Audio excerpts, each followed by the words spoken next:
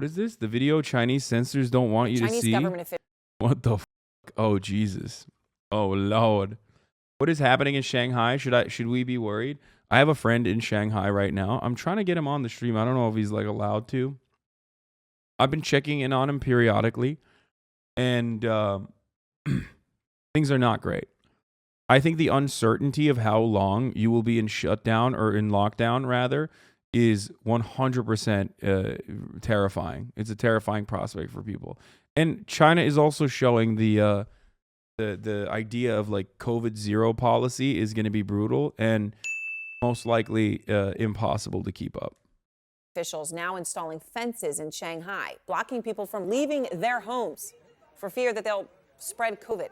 So this idea, like, we saw this already. We saw this in the beginning of the COVID mandates in China. They close up specific doors in apartment complexes to make sure that people can get out only through one side. The idea that they're like literally locking everyone into their apartments and like, killing them. No, that is bullshit. However, they are 100% incredibly fucking aggressive with the way that they're dealing with their COVID protocols. I mean, there are literally fucking Americans and expats living in China currently. So for the record, I just want to point that out. Like, you can't just like fucking do China can, but yeah, the videos of like them fucking bagging up pets and shit, disastrous. Panic is now spreading to Beijing, where authorities are testing nearly 20 million residents at least 3 times this week.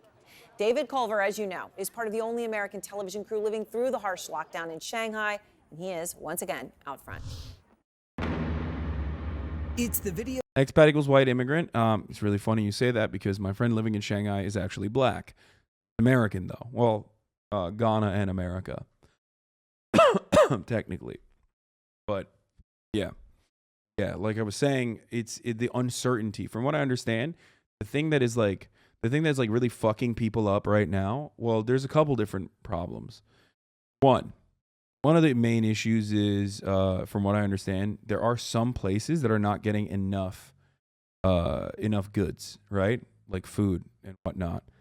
And that's a gigantic issue. But the main issue is the uncertainty of how long this shutdown, this lockdown is going to go on for. For example, my friend was going to, apparently his shutdown, like his lockdown was supposed to end, and then 2 people tested positive for COVID in their apartment complex, and they extended it by 14 fucking days. The entire apartment complex. That's crazy. Like that's what I mean. Because it's like, okay, if one person gets COVID, they're fucked. The entire apartment complex is continuously shut down. Chinese censors do not want you to see or share, as it sparked a rare digital uprising on social media this weekend, highlighting a shared misery. I don't get why this is so controversial. They went in lockdown again. Dude, their lockdown is crazy. No, it's not a form of population control, man. Shut up. No, it's their fucking way of dealing with COVID. No. Their COVID protocols are crazy, okay? They're just way over the top. Hopelessness felt across Shanghai. Motherfuckers who say, is this population control, do not understand Chinese attitude at all. If they wanted to control the population, they wouldn't be fucking killing their most productive population that they care about the most. Urban fucking expats and like people living in fucking urban areas like Shanghai. They'd be killing the rural population, dummy. Why the fuck would they population control Shanghai? One of the most like media dense areas on the fucking planet. No, they just straight up are doing this because they fucking are overboard with their COVID zero protocols. The video points to dysfunction, mismanagement, a city in chaos, struggling to cope with a surge in COVID cases. It resonates with so many of Shanghai's 25 million residents feeling trapped, turning to the most popular Chinese communication platforms, Weibo and WeChat, to vent. Amidst what is government-controlled internet, with any dissent quickly suppressed and erased, China's censors over the weekend struggled to keep up. No sooner would they block one version of the video, did another resurface, rapidly multiplying, flooding China's cyberspace. Some versions even disguised as QR codes to throw off the censors.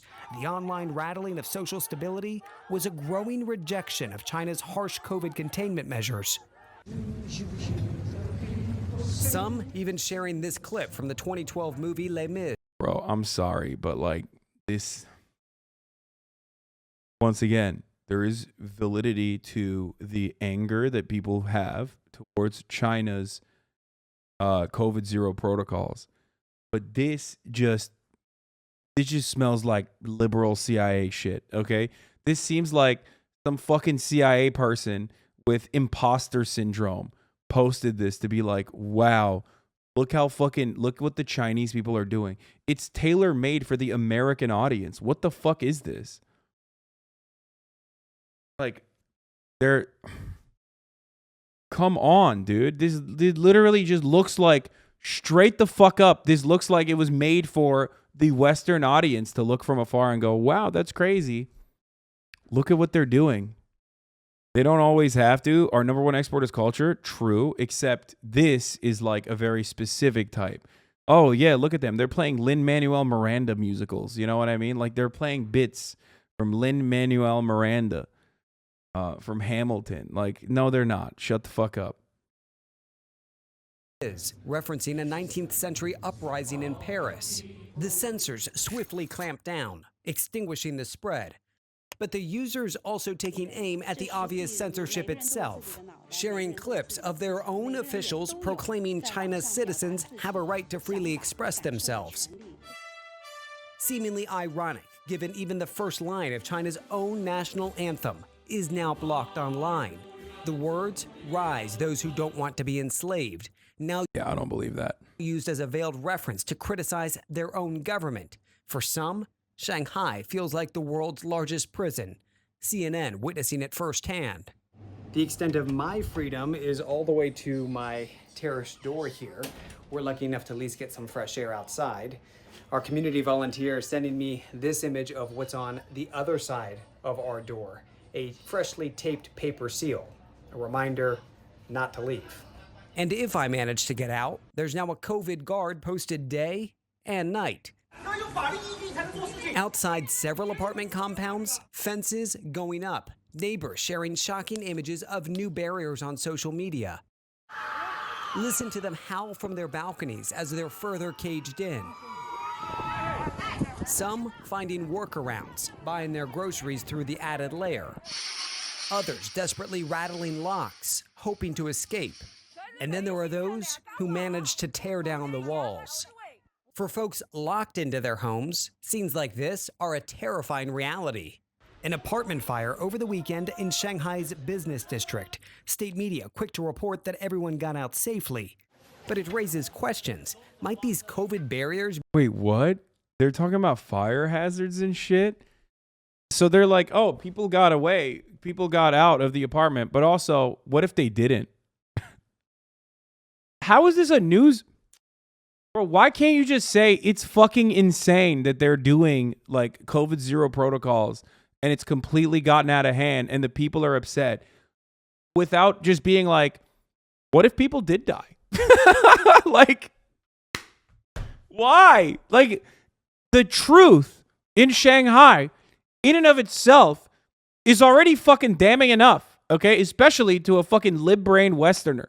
You see COVID zero, you go, holy fuck. After all, we are a country that almost murdered politicians because they couldn't get their jalapeno poppers during our half-shut COVID zero, not even COVID zero, like our lackluster shutdown initiatives at the peak of fucking COVID. You don't need to do all of this to be like, look how bad China is, dude. What the fuck? I love that. I love that they just said like, well, you know, they said everyone got out, but what if they didn't? Okay, China has COVID zero. We have COVID 1000 initiatives. ...to be more of a danger than the virus itself? And if you thought the city might be near reopening... Dude, isn't this the very same CNN that literally was like, Republicans are fucking insane for, pushing back against shutdown initiatives? And when it comes to China, they're cutting it like Republicans. Dude, the cure can't be worse than the cure can't be worse than the fucking cause, brother. Like, what the fuck? What about our liberty, brother? No, it is extreme. It 100% is extreme. I think it's extreme. Dude, they're literally welding doors shut. It's a little bit different. Yeah, totally, dude. They're welding doors shut and then putting those rinky-dink fences around. You know, which one is it? Are they putting fences around or are they welding doors shut? They just want to double. They want to double up. Opening or easing lockdowns. Images from the streets of Shanghai show giant. It's not extreme. You are not expert, bitch. Yeah, I don't think I need to be an expert to be like, hey, it's kind of fucked up that, you know, 2 people getting COVID in an apartment is enough to extend a shutdown of that apartment that's been doing it for 39 days by another 14 days, literally at the end of that potential quarantine end. Okay? That you don't need to be an expert to say, hey, that's not great, you know? Like, they're shutting down the entire apartment complex. You know what I mean? That's like, you don't have to be an expert to realize that, like, the supposed never-ending fucking self-quarantine initiatives that they have is going to literally break people's brains. There needs to be a more manageable solution around this. Giant containers, not bringing in much needed supplies, but rather helping to build more blockades. This as more positive cases and close contacts are rounded up and sent to government quarantine facilities. Some left to sleep in tents in the middle of deserted streets as their dormitories are disinfected. As the rising tune of discontent echoes throughout the eerily empty metropolis, Chris? for many, Shanghai has fallen. And Aaron, you mentioned the outbreak now spreading in Beijing and the mass testing underway there. Well, the government within Beijing trying to reassure residents in the capital, saying, hey, don't worry, we've got plenty of supplies. But people there are still panicking. Were they just playing? Isn't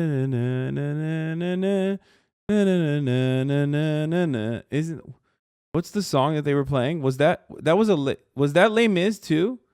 That was Les Mis, right? Yeah, I don't believe that. This is fucking straight up propaganda. I'm sorry. This is like tailor-made for fucking Western libs to look at and go, wow, China is fucking horrible. Buying nonetheless. Many with this mentality. Do you hear the people sing? That's what they were playing fucking Les Miserables on le trombone in Shanghai. Okay, very good. I am so fucking lived up now.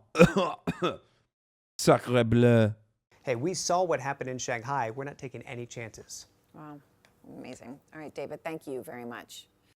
Yeah. Okay. Here's the honest take. Oh shit, this came out already? Fuck, this is good shit. Here's the honest take, okay? China has a different approach to dealing with COVID than we do. I don't think China's approach to dealing with COVID is the right approach to deal with COVID. I think that they could be a little bit more, a little bit more fucking open-minded, a little less aggressive. Feel me? A little less aggressive, a little bit more measured. That would be better. It's like, on the one hand, you have America, and America's approach is fucking psychotic, which is just act like COVID's not real, have 1 million fucking people die, and then just GG's to those people, RIP to those homies. Sorry. And I say this as someone who is also currently impacted with COVID. I have COVID right now. And then you have the Chinese approach, which is like, literally don't know when you'll be able to get out of your fucking house. And from what I understand, and correct me if I'm wrong on this, but I think another issue with the Chinese COVID measure, the Chinese COVID recovery was also the lower vaccination rates and the lack of mRNA vaccine usage. Which do you think is worse? I mean, one is from a utilitarian point of view, the Chinese approach is definitely more successful in dealing with fucking COVID. They were able to literally go to water parks while we in America were fucking dying. Why were they able to do that? Because they took an incredibly aggressive stance early on, and they were able to enjoy normal living for a long time. Now, at this level, when we're living in a post-vaccine world, what they should be doing instead is dealing with it with mass vaccination, mass inoculation campaigns. And they also need to, in my opinion, take a more open-minded approach to fucking, more like variants that spread easier but aren't as deadly. Do you feel me? China's vaccine only has 50% efficacy, and the government won't let people get Pfizer, Moderna. People are catching COVID, waiting in the lines to take the daily test. No, I think that China has also changed its attitude towards mRNA vaccines, if I'm not mistaken. I think they're starting to buy mRNA vaccines as recently as like a month ago. Be stuck between shutting down and just letting Omicron rampage through a 25 million population city. It will lead to a massive death count, even if they are vaxxed. Both options don't look great. Someone in the chat said China's policy is failing because they don't use ivermectin. That's right, brother. Why the fuck aren't they using the truth? Ivermectin. Honest question, how would there be enough mRNA vaccines for the entirety of China? That shit sounds like a logistical nightmare. Release the patents. Release the patents. If there's one country that's capable of literally fucking supplying the entire planet and its own citizens with mRNA vaccines, enough to have like 10 if you want it, it's China. We let India do it now after so much fucking, after a fuckload of battles that were fought for that. What, do you think China can't fucking make mRNA vaccines? China has 3 mRNA vaccines in phase 2-3 trials at the moment. They're waiting for final results of the mRNA vax the population. I mean, to be fair, they should have released the patents a long time ago. Not recently. They should have released the mRNA patents last year. Literally moving to Shanghai in October for work. Shitting my pants at the moment. No idea if I'll be able to enter. You'll be fine. Not sure if China has the ultra cold supply chain capacity for widespread mRNA vaccination distribution nationwide. I mean, yeah. Releasing patents is good, but China is not third world. They could just pay. How about they just do it regardless because, you know, humanity. I don't give a fuck if they're third world or not. I think that it should be free for everyone. You know, that's ridiculous. Why are you like... What are you, an advocate for fucking Pfizer's, bottom line? What the fuck? Anyway, yeah, not because it's the moral thing to do. Stop using third world. It makes no sense outside of the context of the Cold War. Oh my God, dude, it's an outdated colloquialism. Shut the fuck up, okay? It's a good way. It's a good reference point. Please, I know it's like, it's still... Like, it's inappropriate, but like changing our language in that regard is not going to fucking change the death and destruction and natural resource extraction that we subject the third world to. Okay, suck my dick. Like, I love when Marxist-Leninists sound exactly like aesthetics-focused liberals. Ordered more than 20 million people to get COVID tests this week to try and avoid a full lockdown. That follows more than 100 confirmed infections in China's capital city since the newest outbreak began on Friday. The government hopes to reduce that number to I'm actually moving to USA through CIA backdoor. Yeah, fucking doubt it. 0, as Elizabeth Palmer reports. The people of Beijing may not have welcomed the testing order, but they had no choice. And many do believe that these intrusive control measures are keeping them safe. Above all, they want to avoid this, the kind of total lockdown that shut Shanghai for a month with protests when some people ran out of food. On Sunday, with news that the virus was spreading in Beijing, alarmed shoppers headed for supermarkets and stripped the shelves. But as authorities have rolled out testing, they've also promised that stores are being restocked in record time to ward off panic buying. For U.S. businesses in China, the new Beijing restrictions aggravate existing problems with labor shortages, supply lines, and recruitment. Michael Hart is president of the American Chamber of Commerce in Beijing. In a survey, roughly. No, the media is incredibly conservative when talking about China and Chinese issues because they're just incredibly conservative in general. The very same broadcast that like straight up fucking cut hours and hours and hours of coverage, like vilifying conservatives, understandably, about protesting, lockdowns and measures of the like, turn around and fucking advocate for this. Advocate for the exact same thing that conservatives are fucking advocating for. Crazy. Like, there are definitely things that you should be critical of with respect to what's going on in China and their COVID-0 policies. It's over the fucking... It's definitely balls to the wall. It's over the top. I agree. But what is ridiculous is that CBS is just being like, oh, they're doing fucking mass testing Like, okay, the fuck? How is that I mean, that's an inconveniencing, but like, you're crazy. I mean, yesterday they literally were like, there was a fire that broke out in a building. They say everyone made out safely. But what if they hadn't? Like, okay. I mean, yeah, that would be bad. What the fuck are you talking about? Why is it over the top? The uncertainty is what is over the top, okay? And for the record, they never fucking covered New Zealand and Australia in the same capacity. New Zealand and Australia also had incredibly fucking strict shutdown measures until recently. And right-wingers loved using New Zealand and Australia as examples of like what will happen with the COVID zero policy. And yet for some reason, ABC, CBS never had similar fucking attitudes towards New Zealand and Australia and their COVID zero policies. So what happened? Wasn't there a fire burned down a building in New York City? A bunch of people died like a few weeks ago? Yes. That's different. That happened in a capitalist, liberal democracy in the West, so that's good. Wrong on this. I was in Australia. I was in the Australia lockdowns. They were nothing like Beijing, not even close. Yeah, no. I do think that the Shanghai lockdowns are over the top. I agree. Except the media is not covering it as just over the top. If they were to just say, hey, these measures are causing controversy in China because many think they are too. Many think that the uncertainty is driving them crazy, then that's understandable criticism of what's going on. But they literally don't do that. They don't do that. And then on top of that, similarities between Australia and China as far as like their COVID zero policies. With the people that are coming into Australia, for example, that never got negative coverage in America and on liberal media outlets. They didn't fucking cover the hospital, or not the hospital, the fucking straight up quarantine hotel shit in a negative capacity. Lockdown intensities vary depending on what state you lived in Australia. Hey, guess what? Same in China, for the record. It's provinces.